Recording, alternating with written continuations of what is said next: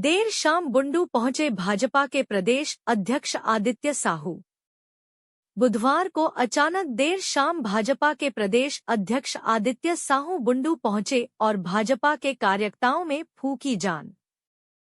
पूरे झारखंड प्रदेश में नगर निकाय चुनाव को लेकर भाजपा का प्रदेश पूरी तरह से कमर कसी हुई नजर आ रही है। इसी कड़ी में आज बुंडू में आदित्य साहू ने भाजपा के कार्यकर्ताओं के साथ एक बैठक की आवश्यक दिशा निर्देश दिए और बुंडू की जनता से भाजपा समर्थित उम्मीदवार राजेश उरांव के पक्ष में मतदान कर भारी मतों से विजयी बनाने की अपील की है। मौके पर पत्रकारों से बातचीत करते हुए राज्य की सरकार पर तीखे हमले करते हुए नजर आए।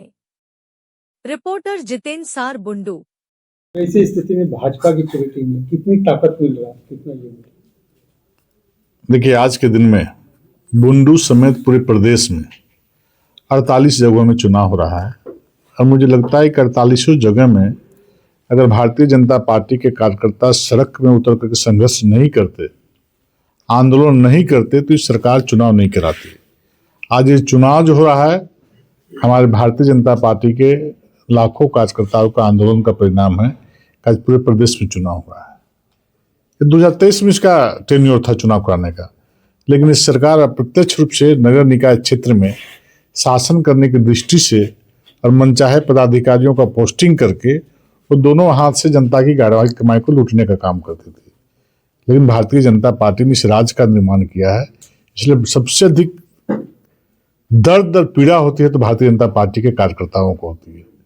जिस प्रकार से विगत 6 वर्षों से इस राज्य में चलने वाली कांग्रेस के समर्थन से जेएमएम की सरकार तो झारखंड को बर्बाद करने का काम किया, तबाह करने का काम किया है और विकास से कोसों दूर भेजने का काम किया है।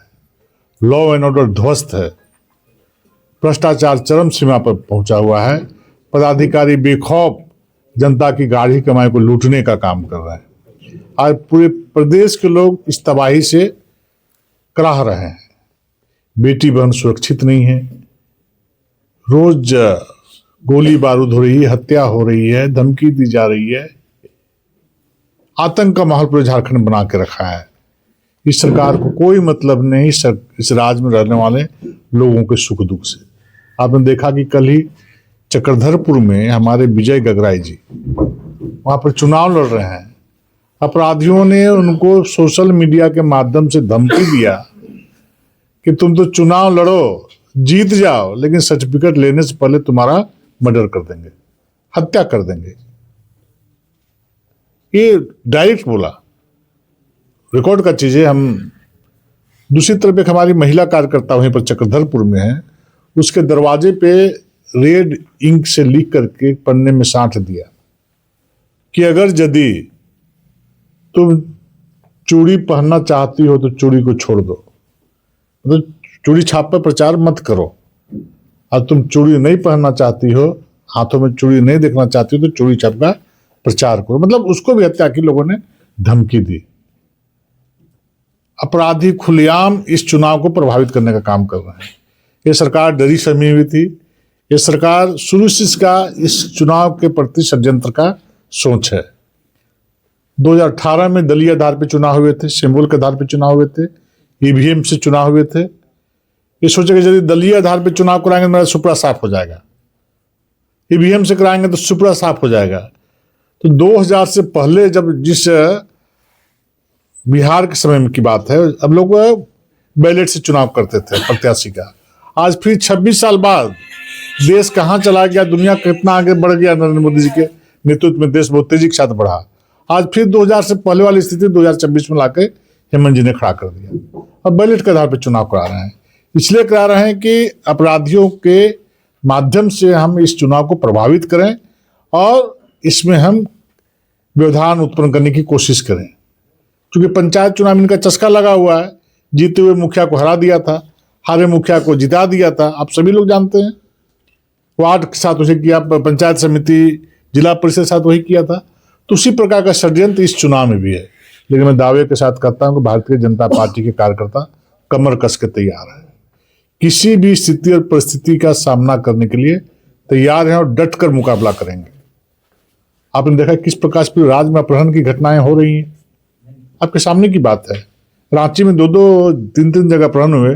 अगर भारतीय जनता पार्टी के कार्यकर्ता हमारे एसएसपी कार्यालय का घेराव नहीं करते, दबाव नहीं डालते, तो शायद वो बच्चे आज माँ पिताजी से दूर रहते। कार्यकर्ताओं को मैं धन्यवाद देना चाहता हूँ कि हमारे कार्यकर्ताओं के दबाव के बदौलत आज ओरमांझी का भी एक बच्चा और जगन्नाथपुर का, बगल में विधानसभा, बगल में प्रोजेक्ट बिल्डिंग, बगल में मंत्री का आवास, बगल में हाई कोर्ट, वहां से एक यादव परिवार के बच्चा को, 2-2 बच्चों को आंगन से उठा के ले गए थे लोग। हमारे कार्यकर्ताओं ने उसको बचाया, दबाव बनाया। जमशेदपुर से गए उद्यमी को उठा के ले गया, हम लोगों ने वहां दबाव बनाया। 2-2 दिन डीजीपी को वहां रहना पड़ा जमशेदपुर में, इतना दबाव बना, वो भी उद्यमी वापस आके चला गया। मैं वापस आया, माँ बाप को मिला। इस प्रकार की घटना बहुत तेजी के साथ झारखंड बढ़ी है और झारखंड फिर से जंगल राज की ओर से आगे बढ़ा है। सभी नागरिकों का, आप पत्रकार मित्रों का भी कर्तव्य बनता है कि आप भी इस क्षेत्र से रहते हैं। फिर 2000 से पहले वाली स्थिति यहाँ पर नहीं है। फिर अपराधी और उग्रवादी जो दबे कुछ पड़े हुए थे, आज फिर बहुत फन उठा करके डसने का प्रयास कर रहे हैं। अगर यदि इस परिस्थिति में यहाँ की जनता अगर सजग नहीं होंगे तो फिर 2000 से पहले वाली स्थिति झारखंड में आ गई है और बहुत तेजी के साथ आने वाली है। इसलिए सभी आम आदमी से, आम जनता से मैं आग्रह करना चाहता हूं कि भारतीय जनता पार्टी के समर्थित प्रत्याशी हमारे इस क्षेत्र से हैं, चाहे जिस क्षेत्र से भी हैं, उनको लोग मदद करें, आशीर्वाद दें और जिताएं। और इस सरकार को संदेश देने का काम करें कि तुम चूंकि जन विरोधी सरकार हो, महिला विरोधी सरकार हो, युवा विरोधी सरकार हो, किसान विरोधी सरकार हो, व्यापारी विरोधी सरकार हो, हर समाज हर वर्ग विरोधी सरकार हो, इसलिए तुम्हें मत लेने का अधिकार आज झारखंड के लोगों के पास नहीं है। अब व्यापारी की बात वो लोग करते हैं। आज कुछ लोग सफाई दे रहे थे जेएमएम का, व्यापारियों को पहले उन्होंने गाली देने का काम किया। हेमंत सोरेन जी ने खुले मंच से घाटशिला के चुनाव में कहा कि व्यापारी पहले पैर पकड़ते हैं फिर गर्दन पकड़ते हैं। तो इस बात को भी बुंडू के हमारे व्यापारी भाइयों को बताने की आवश्यकता है कि व्यापारियों को कितने हीन भाव से माननीय मुख्यमंत्री जी देखने का काम करते हैं। एक भी व्यापारी का वोट अगर थोड़ी सी भी मन में विचार होगा तो उनके समर्थित प्रत्याशी को नहीं मिलना चाहिए। मान सम्मान से बड़ा कुछ नहीं। व्यापारी मेहनत करता है, रात दिन दुकान में बैठता है, तब 2 पैसा कमाता है। और उस इतने बड़े समाज को जो व्यापारी लाखों लाख लोगों को पालने पोसने का, रोजगार देने का काम करता है, उस समाज को खुले मन से गाली देने का काम माननीय मुख्यमंत्री जी ने किया। इस राज्य के मुखिया हैं, आपके सभी वर्ग, सभी समाज, सभी लोग आपके अपने हैं। किस मुंह से आप किसी को गाली बकते हैं, चाहे अपमानित करने काम करते हैं? ये क्यों अधिकार आपको दिया है? इसलिए आज सारा समाज, सारा वर्ग, पूरे झारखंड के एक लोग इस राह से तबाह है। आज सभी लोग आक्रोश में, मुझे लगता है कि 48 के 48 सीट भारतीय जनता पार्टी की समर्थित प्रत्याशी को झारखंड के लोग जरूर आशीर्वाद देंगे। और 27 तारीख को जब रिजल्ट आएगा तब देखेंगे कि भगवा ही भगवा नजर इस झारखंड में आएगा।